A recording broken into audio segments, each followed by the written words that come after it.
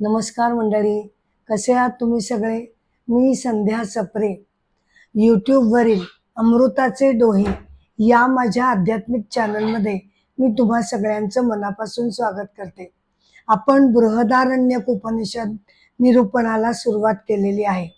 आजचा episode Brihadaranyaka Upanishad episode 8 मी इथे चालू करणार आहे. परंतु त्यापूर्वी मंगलाचरण म्हणून मी सुरुवात करते.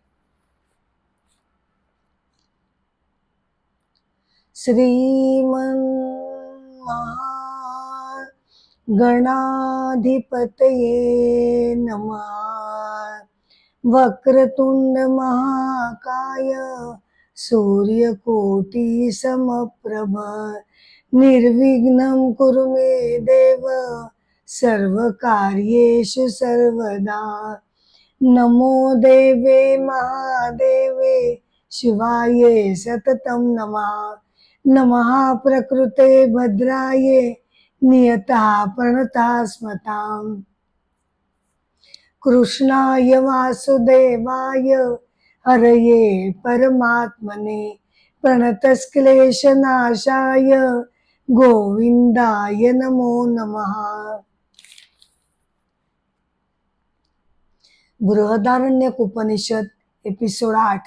आजचा विषय आहे नेती नेती. अध्यात्मामध्ये आपण नेती नेती हे बरेच वेळा ऐकतो, तर त्याचा नेमका अर्थ काय आहे याचं आपण निरूपण या भागामध्ये बघणार आहोत. खरं म्हणजे काय आहे ना, की 4 महावाक्य उपनिषदांमधनं घेतलेली आहेत.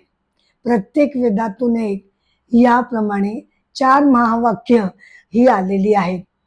तर त्यामध्ये यजुर्वेदातील हे जे बृहदारण्यक उपनिषद आपलं चालू आहे त्यातीलच अहम ब्रह्मास्मी हे महावाक्य म्हणून गणलं गेलं आहे.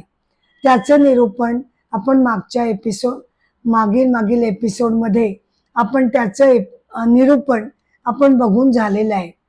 परंतु तरी सुद्धा याच बृहदारण्यक उपनिषदामध्ये अहम ब्रह्मास्मी हे आलेलं आहेच, परंतु त्याशिवाय नेती नेती हे सुद्धा हा सुद्धा मंत्र बृहदारण्यक उपनिषदामध्ये आलेला आहे.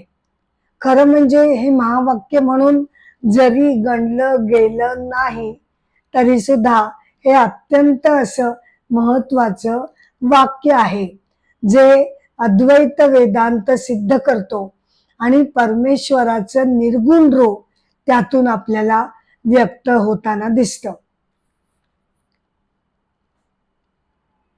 अद्वैत वेदांताचा निर्देशक म्हणून नेती नेती हे वाक्य आलेलं आहे. याचा नेमका अर्थ काय आहे? तर नेती म्हणजे न इति, न इति, हे नाही, हे नाही, हे नाही.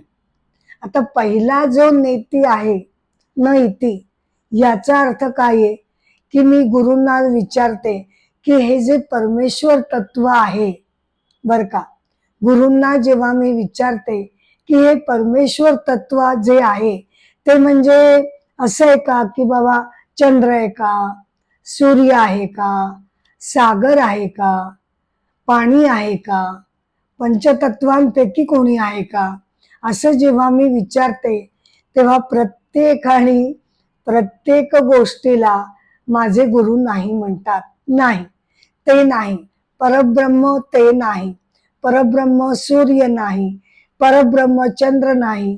म्हणजे थोडक्यात जगतामधील करोडो गोष्टींपैकी कोणत्याही गोष्टींचं जर मी विचारलं की ही गोष्ट म्हणजे परब्रह्म आहे का, तर ते नाही सांगतील. हा झाला पहिला नेती.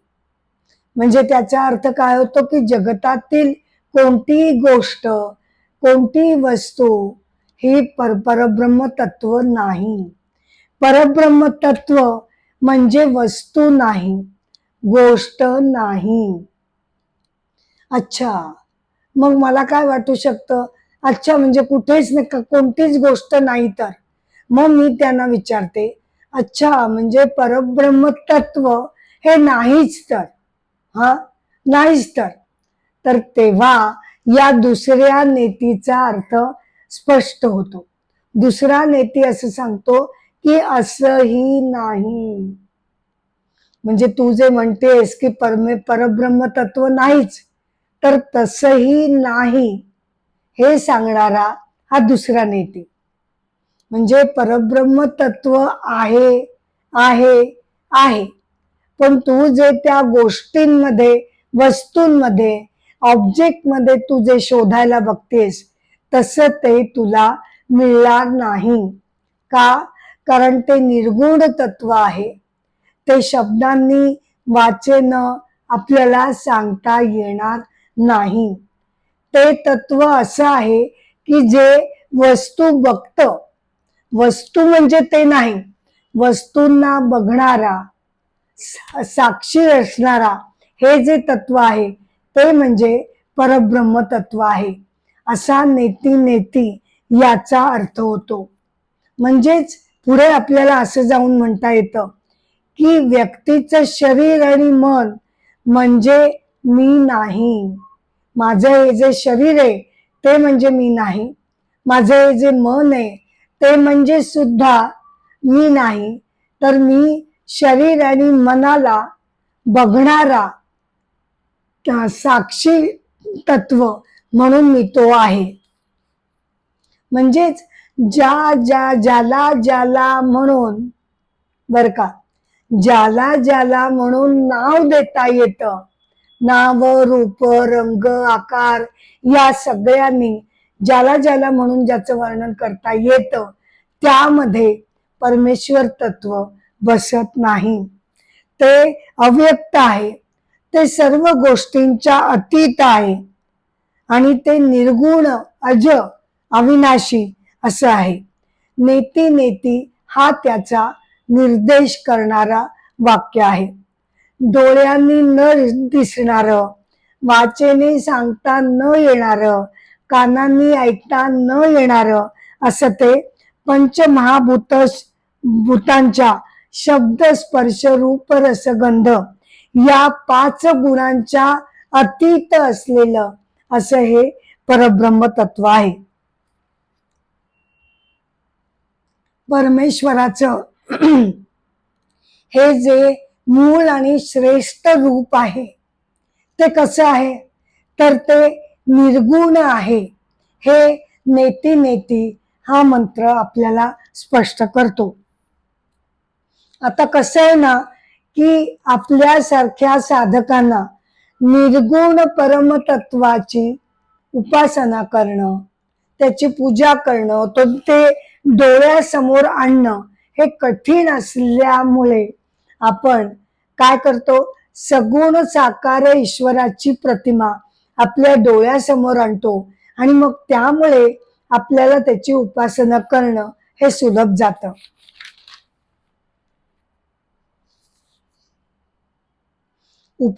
उपनिषदांमध्ये असं वर्णन आलेलं आहे बर का, की अनेक थोर ऋषी महर्षींनी मन एकाग्र करून, शुद्ध करून, शांत चित्त मनाने ध्यान धारणा त्यांनी केली. मन शांत स्थिर झालं आणि मग सूक्ष्म विचारांती त्यांनी जो निष्कर्ष काढला बर का, त्यांनी जो निष्कर्ष काढला तो असा की मनाला सुद्धा जे तत्व समजायला कठीण असं आहे, वाणी सुद्धा ज्याचं वर्णन करू शकणार नाही, ते म्हणजे नेती नेती म्हणजेच परमेश्वर तत्व होय.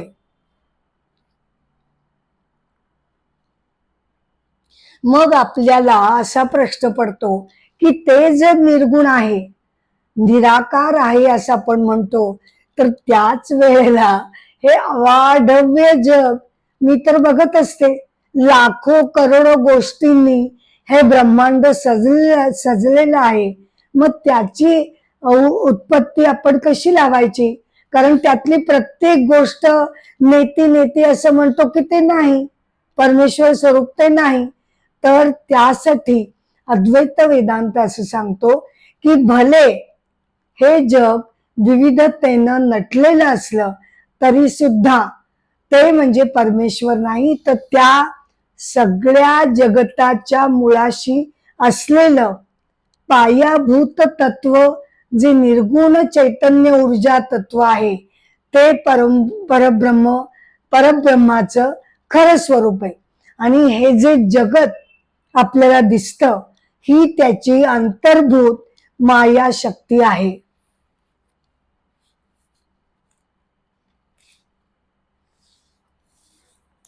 इथे आपण संत श्रेष्ठ नामदेव महाराजांची कथा आपण बघूया.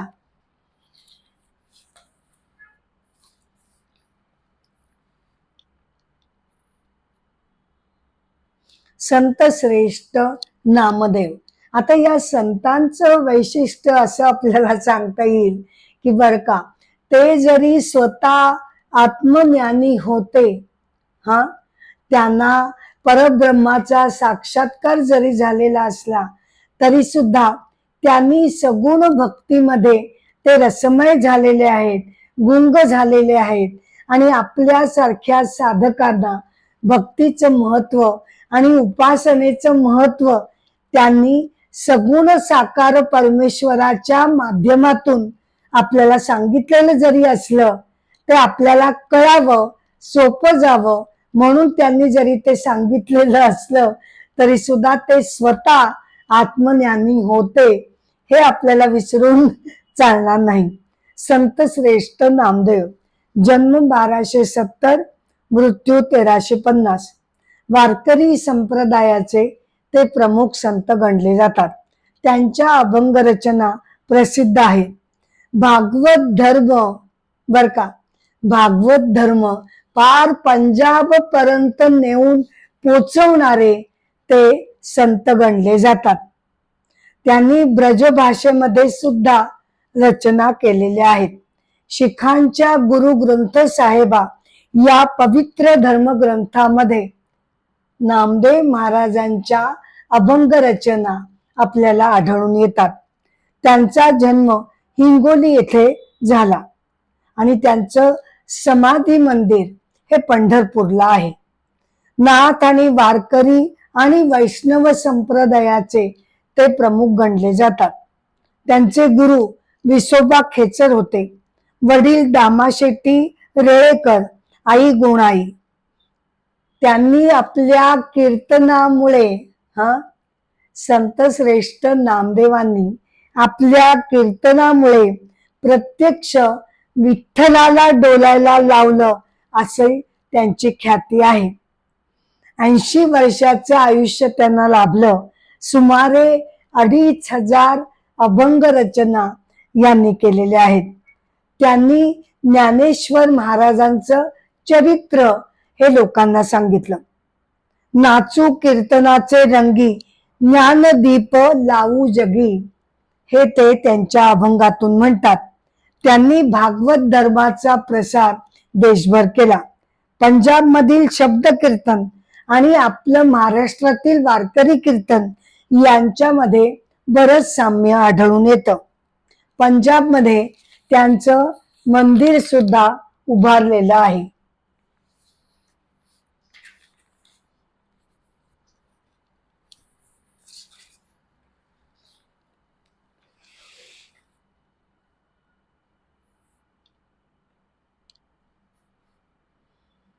तर हे जे जगत आपल्याला, त्याचा जो डोलारा आपल्याला भव्य दिव्य असा बघायला मिळतो, तो जो डोलारा आहे तो विनाशी आहे. म्हणजे कधी ना कधी जगतातील प्रत्येक गोष्टीचा अंत होणार आहे, या दृष्टीनं ते विनाशी आहे. आणि विनाशी असल्यामुळे त्याची सत्यता ही दीर्घकाळ परब्रह्मासारखी चिरकालीन चिरंतन असू शकत नाही. आणि या दृष्टीनं जेव्हा परमेश्वराच्या अटळ सत्याची जेव्हा आपण जगताच्या सत्यतेची तुलना करतो, तेव्हा आपल्याला दिसून येतं की हा, आत्तापुरतं हे जग सत्य आहे, ही गोष्ट खरी आहे, परंतु त्याचा कधी ना कधी विनाश होणार असल्यामुळे त्याची सत्यता ही परमेश्वराच्या सत्यतेसारखी ही चिरकालीन चिरंतन ही अशी असू शकत नाही आणि त्या अर्थानं जगत मिथ्या हे म्हटलं जातं. मग आता नेती नेती म्हणजे हे नाही ते नाही सांगणारं जर सूत्र आहे, तर मग परब्रह्म हे कसं जाणायचं हा प्रश्न आपल्या पुढे पडतो. तर काय आहे की समजा आपण मानलं बर का, समजा आपण मानलं की परब्रह्म किंवा परमेश्वर तत्व हे ट्रान्सेंडंट आहे, म्हणजे भौतिक ब्रह्मांडाच्या अतीत असं ते परमेश्वर सत्य आहे. असं जर आपण मानलं तर काय घडतं की म्हणजे दोन सत्यता तयार होतात. एका बाजूनी जगत आणि दुसऱ्या बाजूनी त्याच्या अतीत असलेलं परमेश्वर सत्य. आणि मग जेव्हा दोन सत्यता निर्माण झालेल्या असतात तेव्हा त्या दोघी सत्यता एकमेकांना मर्यादित करतात, नाही का, एकमेकांना ते मर्यादित करतात आणि दोन्ही संकुचित त्या अर्थाने होतात. मग असं जर केलं तर मग परमेश्वर हा सर्व व्यापक नसून तो सुद्धा मर्यादित झालेला आहे हे आपल्याला पटू शकत नाही. त्यामुळे परमेश्वर ट्रान्सेंडंट असून उपयोगाचं नाही. मग मी काय म्हणते, ठीक आहे, मग आपण असं म्हणूया की परमेश्वर इमॅनंट आहे. इमॅनंट म्हणजे काय की तो सर्व अंतर्भूत आहे, जगताच्या अंतर्भूत परमेश्वर आहे. मग असं जर मानलं तर जगताच्या बाबतीत जे जे आघात घडतात ते परमेश्वराच्या बाबतीत पण घडायला हवेत. त्यामुळे जगत विनाशी आहे, मग आपला परमेश्वराला सुद्धा ते आघात लागून तो सुद्धा विनाशी ठरेल. त्यामुळे आपल्याला त्याला इमॅनंट असंही म्हणता येत नाही. मग आपण काय म्हणायचं, तर अद्वैत वेदांत इथे असं सांगतो बर का, अद्वैत वेदांत असं सांगतो की परब्रह्म तत्व हे एकाच वेळेला ट्रान्सेंडंट पण आहे आणि त्याच वेळेला ते इमॅनंट सुद्धा आहे बर का. एकाच वेळेला परब्रह्म तत्व हे जगताच्या अतीत आहे आणि एकाच वेळेला त्याच वेळेला ते जगतामध्ये सुद्धा भरलेलं आहे. याचा काय अर्थ होतो, तर त्यासाठी आपण तलावाचं उदाहरण घेऊया बर का. तलावाच्या किंवा नदीच्या पाण्यामध्ये आकाशाचं प्रतिबिंब पडलेलं असतं, आजूबाजूच्या वृक्षांचं प्रतिबिंब नदीच्या पाण्यामध्ये किंवा तलावाच्या पाण्यामध्ये पडलेलं असतं, नाही का. तलावाच्या पाण्यामध्ये आतमध्ये आपल्याला हे सगळं आकाश वृक्ष हे सगळं दिसत असतं. हे जरी दिसत असलं तरी सुद्धा तलावाचं पाणी त्याच्यामध्ये जरी ते असलं म्हणजे इमॅनंट आहे, तरी सुद्धा एकाच वेळेला ते त्याच्या पलीकडे सुद्धा आहे.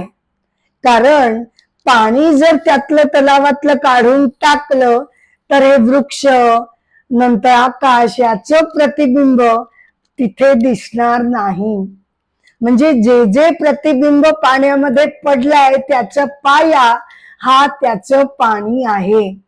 पाण्याला काही फरक पडत नाही की आजूबाजूला वृक्ष आहेत का, की त्यांचं प्रतिबिंब माझ्यात आहे का, हा त्याला फरक पडत नाही. परंतु वृक्षांना मात्र पाण्याचा मूळ पाया असल्याशिवाय त्यांचं प्रतिबिंब हे तलावाच्या पाण्यात दिसू शकणार नाही.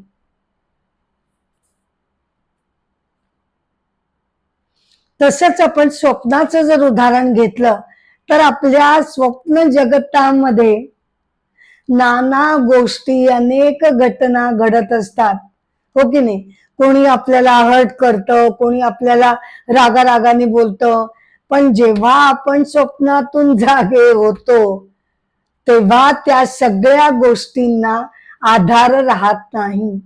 कारण स्वप्न जगत हे कुणामुळे निर्माण होतं, मन. ते मन जेव्हा जागृत होतं तेव्हा स्वप्नावस्थेतील जगत हे सुद्धा विनाश पावतं.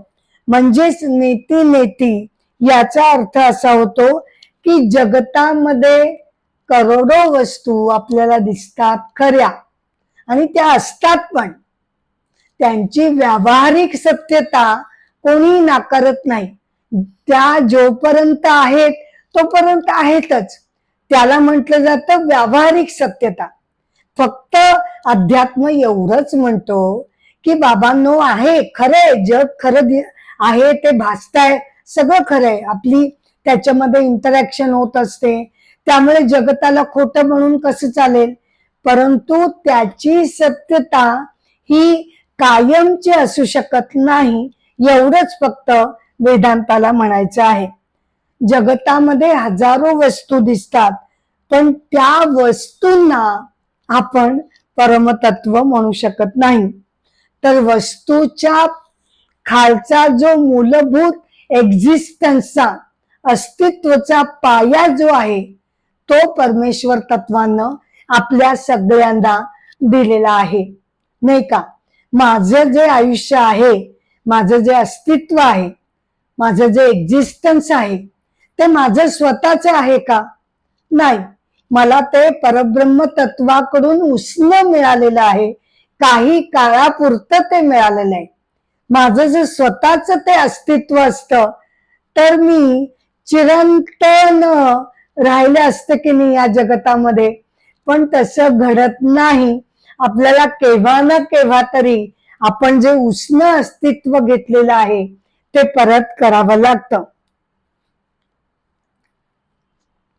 म्हणूनच परब्रह्म तत्व हा साक्षी आहे, बघणारा आहे. तलावामध्ये केवळ पाणी आणि पाणीच खऱ्या अर्थानं सत्य असतं. मग त्याच्यामध्ये भले आकाशाचं का प्रतिबिंब पडेना, वृक्षांचं का प्रतिबिंब पडेना, ती निव्वळ प्रतिबिंब असतात. ती फक्त पाण्यामध्ये अपियर होत असतात. त्याचप्रमाणे वेदांत असं म्हणतो की या जगताला तोलून धरणारं हे जे परमतत्व आहे ते तुमचं खरं स्वरूप आहे. कारण ते प्रत्येक आणि प्रत्येक शरीरामध्ये ते वसलेलं आहे, ते आहे. म्हणून त्याच्या मूलभूत पायावर आपलं शरीर आणि मन हे त्याच्यावर उभं आहे. प्रतिबिंब हे मूळ बिंबावर कधीही आपला परिणाम घालू शकत नाही, नाही का.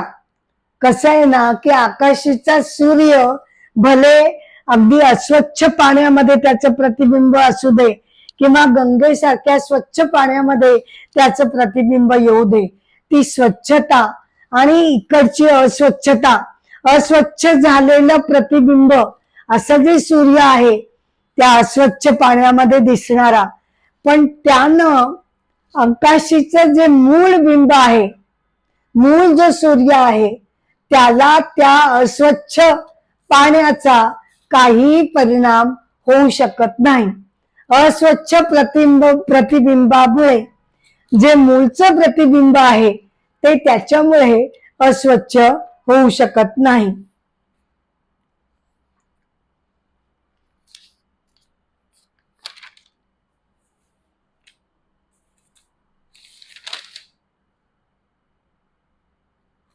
म्हणूनच आपल्याला अध्यात्म असं सांगतं की तुम्ही तुमचं खरं स्वरूप हे आत्मस्वरूप आहे. आणि त्यामुळे आपण स्वप्नामधून जेव्हा जागे होतो, स्वप्नामधून जेव्हा जागे होतो तेव्हा स्वप्न जगत हे आपल्याला भासमय ज्याप्रमाणे वाटतं त्याचप्रमाणे जागृतावस्थेमधून बर का, आपल्या सध्याच्या या जागृतावस्थेमधून आपल्याला अध्यात्म खऱ्या अर्थानं जागृत व्हायला सांगतं. स्वप्नातून आपण जागे होतो ती जागृतावस्था, आणि आता या जागृतावस्थेमधून सुद्धा आपल्याला जागृत व्हायचं आहे. स्वप्नामधून जेव्हा जागृत होतो, ही सगळी शरीर मन मनाच्या स्तरावरची जागृतावस्था आहे. आता आपल्याला या जागृतावस्थेमधून आत्मतत्वाच्या जागृतावस्थेमध्ये आपल्याला प्रवेश करायला, ही जम घ्यायला आपल्याला वेदांत सांगतो. आणि जेव्हा आपण आत्मतत्वाच्या स्तरावरून आपल्या खऱ्या स्वरूपामध्ये जेव्हा आपण उभे राहू, तेव्हा मग आपल्याला जगताचे व्यवहार हे आपल्याला अफेक्ट करू शकणार नाहीत. ज्याप्रमाणे स्वप्न जगतातले व्यवहार जागृत झाल्यावर आपल्याला ते परिणाम आपल्यावर करू शकत नाहीत, त्याप्रमाणे आपण आत्मतत्वाच्या विटेवर पायावर जेव्हा उभे राहतो, तेव्हा जगताचे व्यवहार आपल्याला अफेक्ट करू शकणार नाहीत.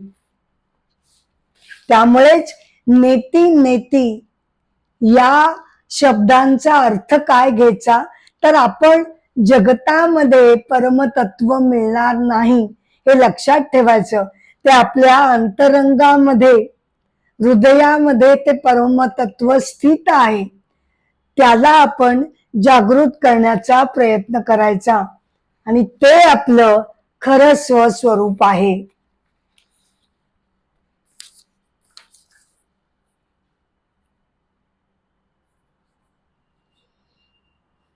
कठोपनिषदामध्ये बर का एक अतिशय सुंदर अर्थपूर्ण अशी कथा आलेली आहे की ज्यामध्ये एक 18 वर्षाचा बालक नचिकेत याला या परमतत्वाबद्दल जी जिज्ञासा जागृत झाली, ते जे त्याला रहस्य जाणून घ्यायचंय, त्यासाठी तो यमदेवांच्या भेटीला गेला, अशी ती कथा आहे. ती कथा आपण बघूया आणि त्या कथेनं या एपिसोडची मी सांगता करेन.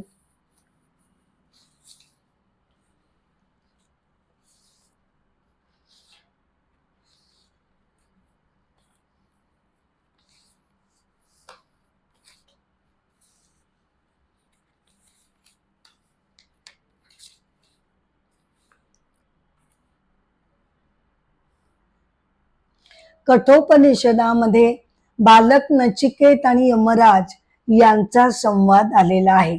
त्याची कथा अशी आहे बर का. एकदा ऋषी वाजश्रवांनी महायज्ञ केलेला होता.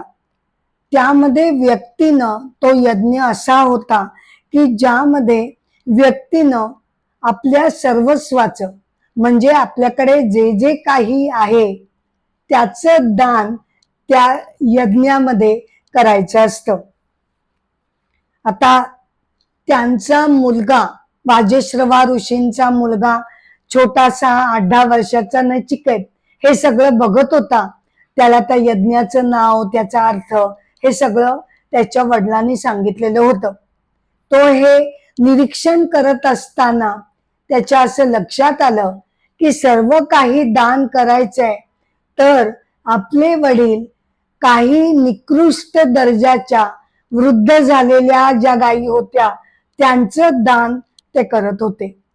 ते त्याच्या मनाला काही पटलं नाही की आपण जर व्यवस्थित दान केलं नाही तर त्या यज्ञाची फलश्रुती आपल्याला लाभणार नाही, असं त्याच्या मनानं घेतलं. आणि त्यानं निरागसपणे वडिलांना प्रश्न केला की या यज्ञामध्ये सगळं काही दान करायचं असतं असं तुम्ही म्हणता, तर त्याचा अर्थ तुम्ही मला सुद्धा दान करणार का? हा, तुम्ही मला सुद्धा दान करणार का? तीनदा त्यानं हा प्रश्न वडिलांना विचारला. वडिलांनी पहिल्यांदा दुर्लक्ष केलं, काही उत्तर दिलं नाही. पण शेवटी जो तो त्यांच्या मागे लागला तेव्हा मात्र त्यांना राग आला आणि ते चिडून म्हणाले, काय रे नचिकेता, काय एकसारखं विचारतो, जा, मी तुला मृत्यूला दान करून टाकलं, असं ते रागारागानं म्हणाले.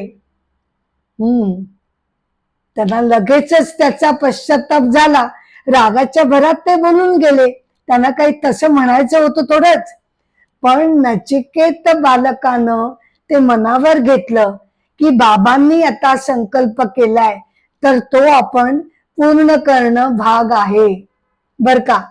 या समजुतीने तो खरोखर वडिलांची आज्ञा घेऊन यमदेवांना भेटायला गेला. हा, आता तो यमलोकामध्ये गेला तेव्हा झालं काय की यमराज तिथे नव्हते, म्हणून नचिकेताला 3 दिवस 3 रात्र उपाशी पोटी तो त्यांच्या दरवाजाजवळ बसूनच त्यांची वाट बघू लागला. मग 3 दिवसांनी यमराज घरी परतले. आता यमराज याचा अर्थ काय घ्यायचा? प्रत्यक्ष शब्दांचा अर्थ घ्यायचा का?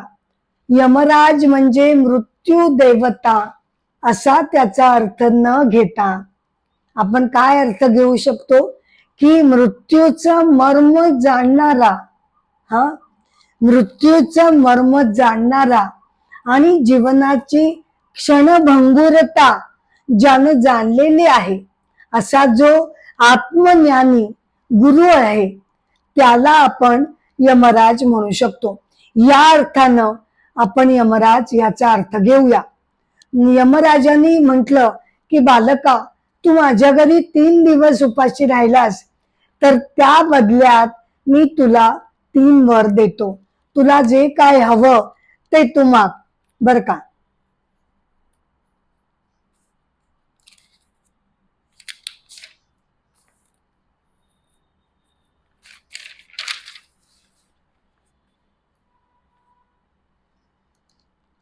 तेव्हा नचिकेतानी पहिला वर त्यांच्याकडे असा मागितला की मी जेव्हा या लोकातून माझ्या घरी परत जाईन तेव्हा माझे वडील माझ्यावर रागावलेले नसतील.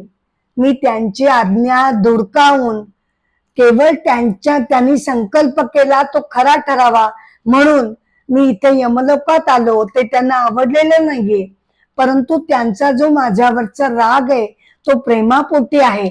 मी जेव्हा घरी जाईन तेव्हा त्यांचा तो राग निघून जावा अशी मी तुम्हाला प्रार्थना करतो आणि त्यांनी मला पूर्वव्रत स्वीकारावे असा मला वर तुम्ही द्या. ठीक आहे. यमराजांनी होकार भरला. दुसरा वर नचिकेतानं असा मागितला की मृत्यूनंतर मनुष्याला स्वर्गाप्रत नेणारी म्हणजे जो सत्कर्म करतो, व्यवस्थित वागतो त्यालाच केवळ स्वर्गप्राप्ती होते नाही का. जो आयुष्यभर सत्कर्म करत आलेला आहे, नंतर यज्ञ याग पूजा विधी सगळे भक्तिभावाने करत आलेला आहे त्यालाच केवळ स्वर्गप्राप्ती होते. तर स्वर्ग लोकापर्यंत जाण्यासाठी म्हणून जी अग्निविद्या सांगितली गेलेली आहे ती अग्निविद्या आपण मला शिकवावी असं नचिकेताने यमराजांकडे प्रार्थना केली. यमराजांनी ती सुद्धा मान्य केली आणि त्याला ती अग्निविद्या शिकवली. आता तिसरा वर, हा, आता येतो तिसरा वर. नचिकेतानं म्हटलं की आत्मतत्व हे काय आहे? हा, हे जे ईश्वरीय तत्व जे आपल्यामध्ये आत्मतत्व या नावानं व्यक्तीमध्ये वसलेलं असतं ते काय आहे आणि मृत्यूनंतर त्याचं काय होतं हे आपण मला सांगावं. नचिकेताची ती उत्सुकता बघून, ज्ञानाबद्दलची त्याची जिज्ञासा बघून यमराज मनातनं संतुष्ट झाले. परंतु त्यांनी त्याची परीक्षा घेण्याकरता असं म्हटलं, बाळ नचिकेता, त्या आत्मज्ञानाबद्दल तू मला काही विचारू नकोस. मी तुला त्या बदल्यात सगळी ऐहिक सुख तुला देऊ शकतो. हा, भरपूर भरपूर रत्न हिरे मोती सोनं चांदी काय वाटेल ते तुम्हाला मी सगळं वैभव तुला देईन, पण हा प्रश्न तुम्हाला विचारू नकोस. परंतु नचिकेत त्यांच्या प्रलोभनांना अजिबात बळी पडला नाही. त्यानं उलट सांगितलं, मला तुम्ही कितीही ऐहिक संपत्ती दिली तरी सुद्धा त्यानं मला हे जे आत्मतत्वाचं ज्ञान आहे ते मला मिळू शकणार नाही. त्यामुळे मला ते नको. मला आपण कृपया आत्मतत्वाबद्दलच सांगावं. तेव्हा मग यमराजांनी त्याला ईश्वरीय तत्व म्हणजेच आपल्या शरीरात असलेलं आत्मतत्व म्हणजे नेमकं काय हे त्यांनी समजावून सांगितलं.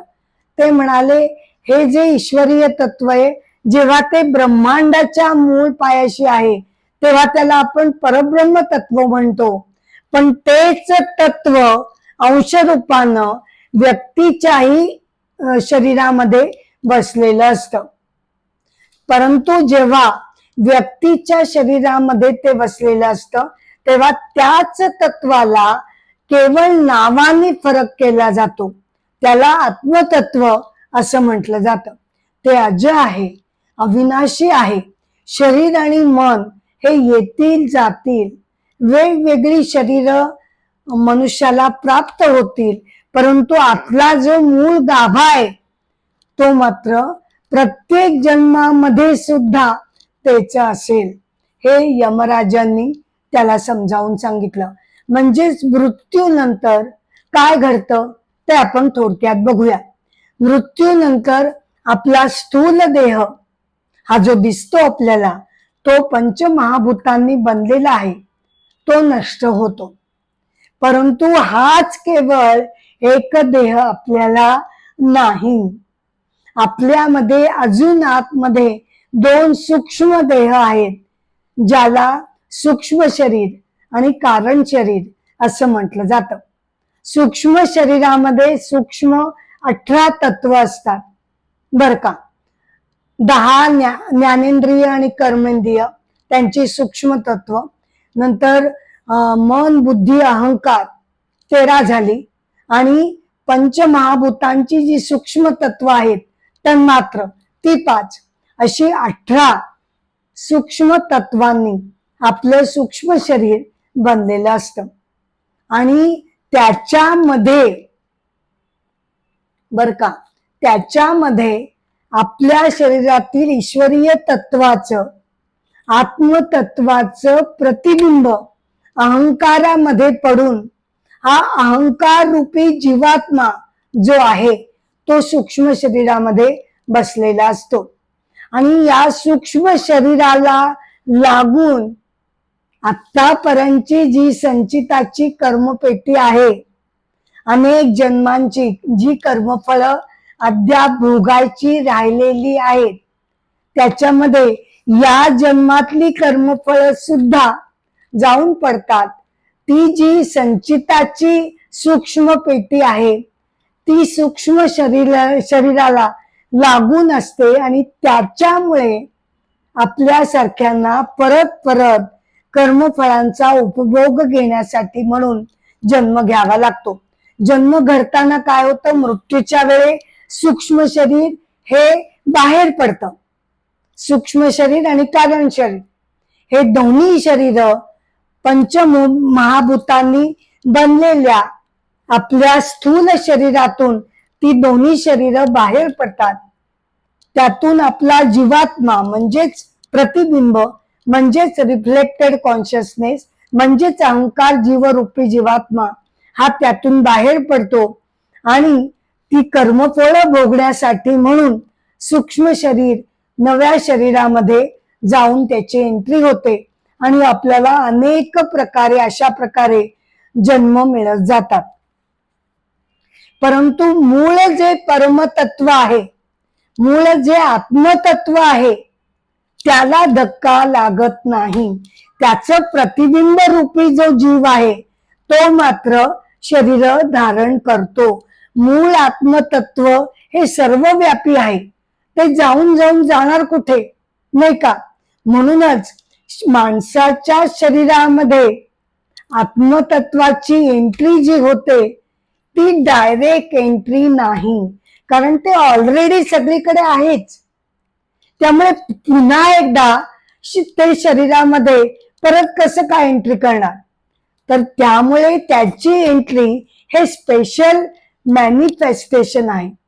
काय येते तर ते प्रतिबिंब स्वरूपामध्ये आपल्या शरीरामध्ये जीवात्म्याच्या रिफ्लेक्टेड कॉन्शियसनेस बिंबाचं प्रतिबिंब आपल्या शरीरातील असलेल्या आत्मतत्वाचं प्रतिबिंब म्हणजे आपला जीव आहे. अशी ती रिफ्लेक्टेड कॉन्शियसनेस असं ते स्पेशल मॅनिफेस्टेशन या अर्थाने आपल्यामध्ये आत्मतत्व प्रवेश करतं असं म्हटलं जातं. तर असं हे नेती नेती हे जे महावाक्य जरी गणलं गेलं नाही तरी सुद्धा परब्रह्म तत्वाचं निर्गुण निराकार अशा परब्रह्म तत्वाचं निर्देशक म्हणून त्याला श्रेष्ठ वाक्य म्हणून गणलं जातं. त्याची आपण त्याचं निरूपण बघितलं.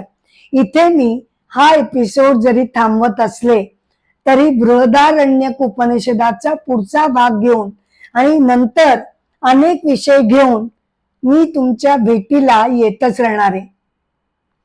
कृपया तुम्ही सर्वांनी अमृताचे डोही या माझ्या आध्यात्मिक चॅनलला कृपया सगळ्यांनी शेअर करावं, लाईक करावं, सबस्क्राईब करावं ही माझी तुम्हाला नम्र विनंती आहे. एपिसोडची सांगता मी गजरानं करत आहे. जय जय राम, राम कृष्ण हरी. जय जय राम, राम कृष्ण हरी. राजा राम कृष्ण हरी. राजा राम कृष्ण हरी हरी. जय जय राम, राम कृष्ण हरी हरी. नमस्कार.